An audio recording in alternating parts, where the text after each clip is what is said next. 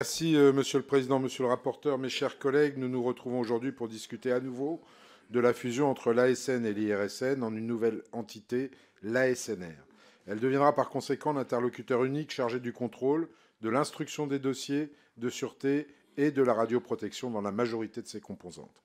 Lorsque nous avons décidé en mars dernier de rejeter la proposition initiale du gouvernement, notre groupe ne s'était pas opposé à l'idée même de cette fusion, mais nous souhaitions plus de temps, plus de recul et des études de faisabilité pour nous prononcer. C'est aujourd'hui chose faite.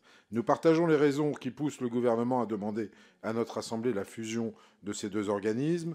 La multiplication des instances telles que l'ASN, l'IRSN ou le CNE a pour triple effet une confusion du paysage, une déresponsabilisation de l'exploitant et une multiplication des rapports administratifs. L'organisation actuelle pourrait donc limiter la capacité à faire face au flux de demandes.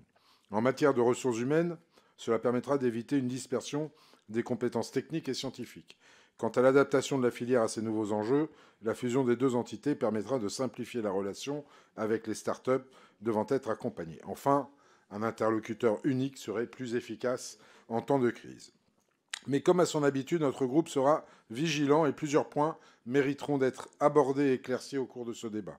Le premier point est celui de la charge de travail des instances de sûreté qui doit rester contenue.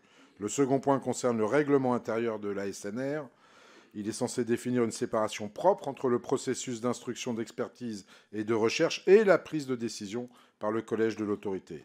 Il demeure important de veiller à la transparence des analyses de l'autorité ainsi qu'à la bonne différenciation des activités d'expertise et de prise de décision qui sont garanties dans le texte.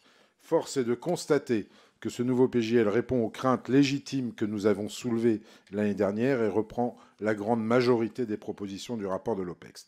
Sans surprise, mon groupe et moi-même soutenons ce texte. Néanmoins, soyons clairs, ce débat n'est pas celui du nucléaire. Restons concentrés sur le sujet du texte pour rendre plus efficiente la sûreté nucléaire dans notre pays. Je vous remercie.